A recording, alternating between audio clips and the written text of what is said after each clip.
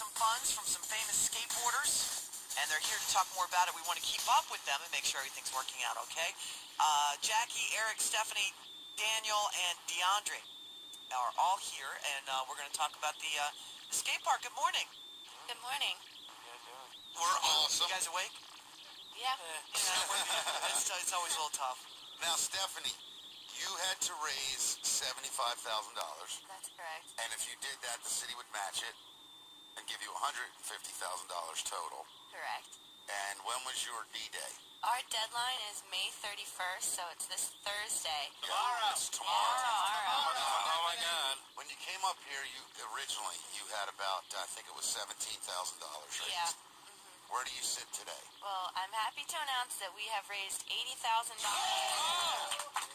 Oh, yes. Congratulations. Thank you so much. Now, who came through for you that obviously you need to thank a couple of people? Well, one thing that's really great about this effort is that the majority of donations came in from individuals, from skateboarders, from parents of skateboarders, people who used to skate.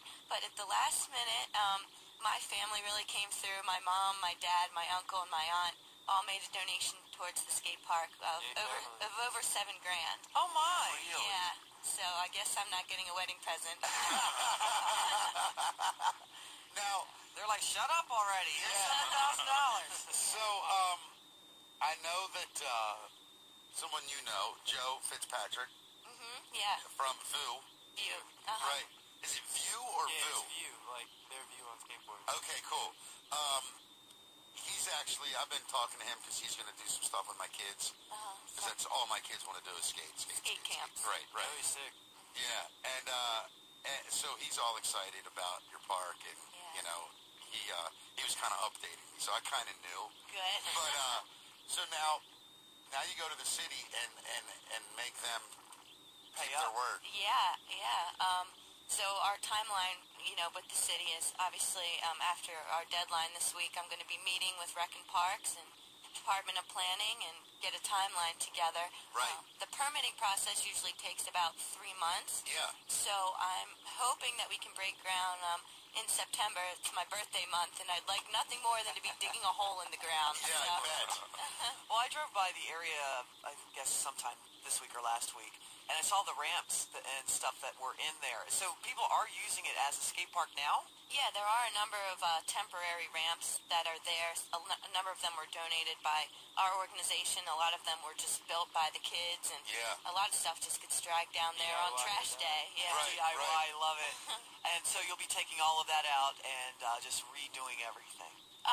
Some of the ramps will stay, while the construction is taking place, so we can still have a little bit of area for the kids to skate. But basically, when it's all said and done, we'll have a brand new custom concrete facility for the kids to use. And I also wanted to thank some of our primary sponsors and some of the foundations. The Able Foundation, based in Baltimore, put up $30,000 for pre-development. We did all of our engineering studies, our landscape architect surveys, and all that good stuff.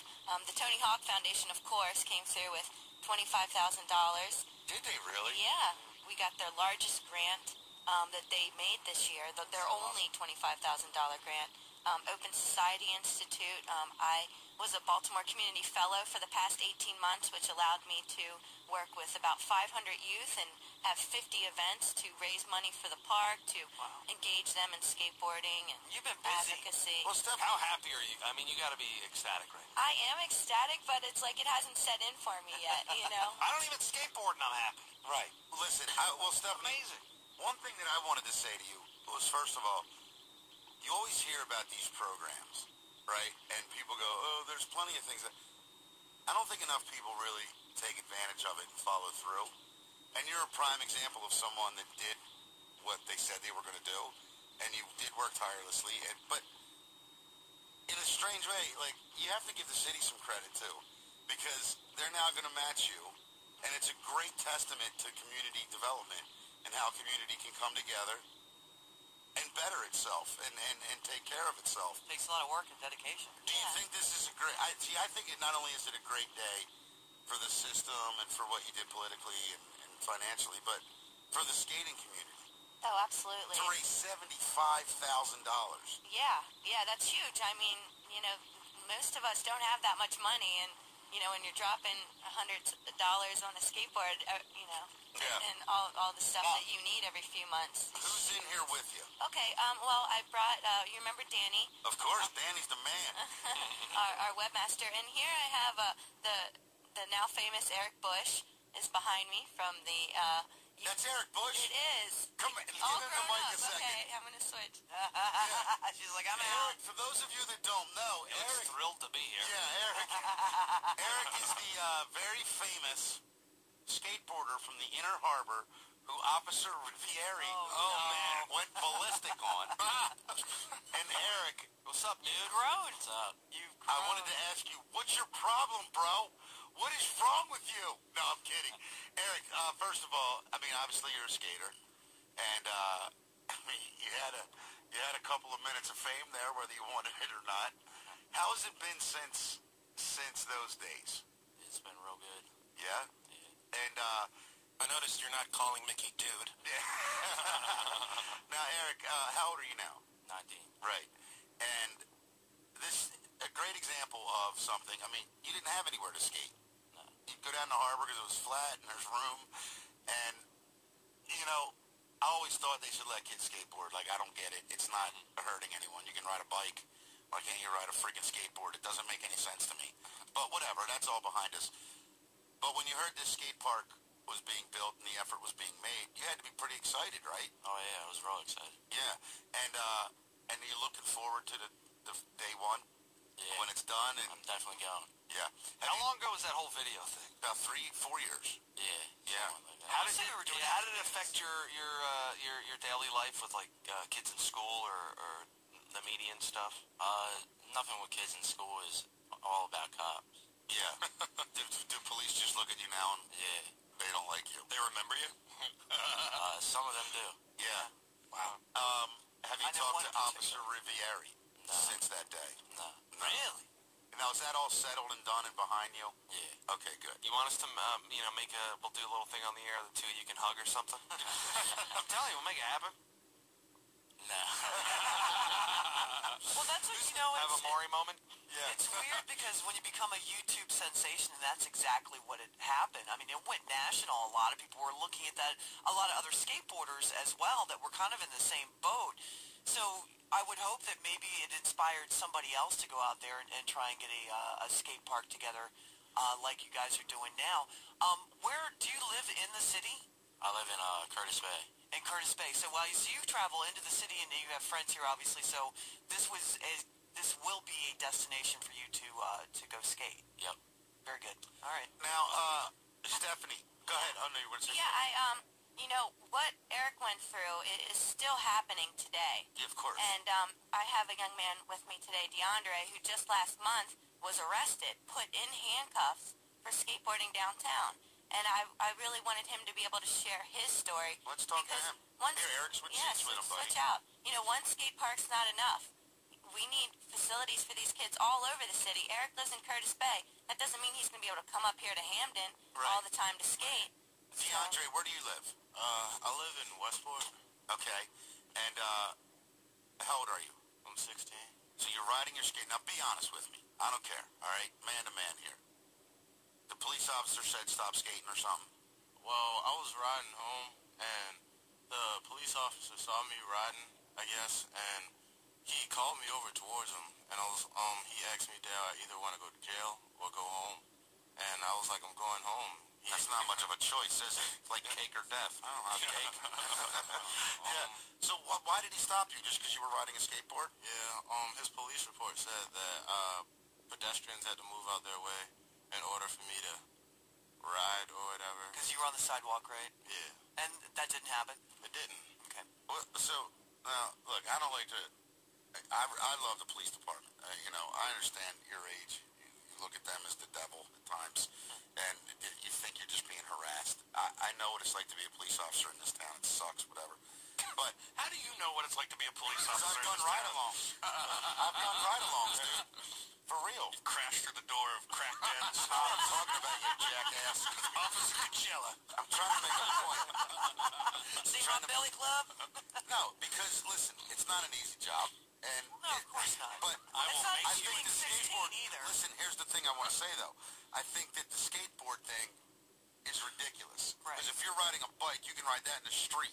Funny thing about it, that was when I was actually getting arrested. 2 bikers were next to me. Right. Biking. Like, extreme biking. Why did you get arrested? I mean, be honest. Did you get flipped? Mouth off? Well... And it's okay, because you were probably pissed off.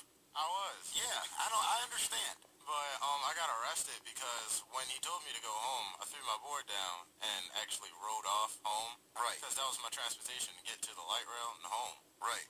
And I guess he saw that as You being disrespect. flipped. Yeah. Wow. So he stopped you and said, you want to go home or jail? You said, I want to go home.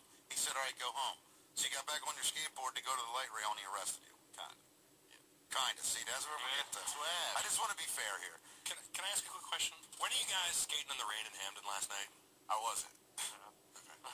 Messed up. Well, Or is it too expensive? I can't afford that. the bottom line here is he never would have been stopped, and the officer could have done more important things if there was a skate park right next to your neighborhood so that you could go to the skate park, hang out with your buddies there.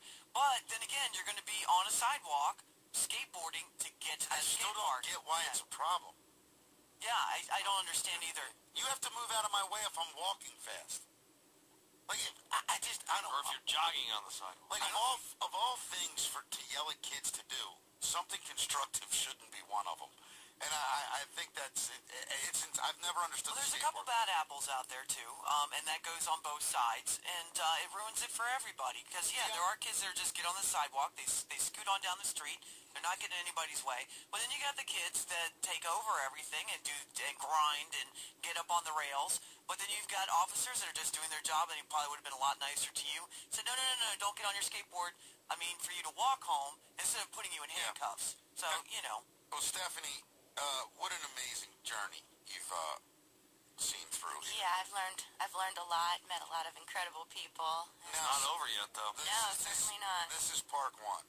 This is part 1. You know, the park will be built in phases. Yeah. This first phase, we're going to spend about $150,000 It's amazing. on the construction of that, but the total cost will be closer to $500,000. So, we're looking for cooperation with the city. Right. If we're building $280,000 dog parks, I don't see why we can't get the rest of this money together. $3 million baseball field. Yeah. Right. Well, baseball's cool. So, I'm kidding. I'm kidding. That's exactly the point, though. Yeah, that is exactly the Why is point. everybody's cool baseball and football? You can't give the skater, Well, it's funny. My boys asked me, like, Daddy, can you build me a ramp? I'm like, well, you got to learn to come down the driveway first. Then we'll work on a ramp. I lived in Oregon for years, and skating is legal on the streets, and as far as I know, Portland's still there. Like, Yeah. it hasn't caused the end of the world, you know? Portland, Oregon? Yeah. Yeah, that place is amazing. Like, all the skate parks there are, like, ridiculous. I used to ride my bike, my dog would chase me, and he would tow my friend on a skateboard. And I'm that's surprised what you haven't had more of a private sector really go after this. For $200,000, you can Yeah. build an amazing park, and you're talking about something kids would use 7 days a week. Most of the year, I'm sure you're not going to skate in the snow, but We'll for, shovel it out. yeah, Right. we dig out parks all the time. right. And I think that diehards. I think this is a business you're going to see explode, and you're going to be the spearhead of all that. So, Stephanie, congratulations. Yeah, I wanted to thank you guys for helping us, all the Well, support, and sure. It's our also pleasure. all of the skaters, everyone out there who donated, whether it was $1 or $1,000. It all adds up, and we're going to have a great public facility for these kids. All right, Stephanie, congrats, gentlemen, ladies. Yes. This is an amazing day for skaters. We did it. You did it. And children stay off the drugs. Good advice. Skate instead of drugs. That's right, man. Skating is a drug. Yeah. Get addicted to that. Yeah. Thanks, guys. Music and more. 2 days headlined by Murdock. Plus, over 22 music and comedy artists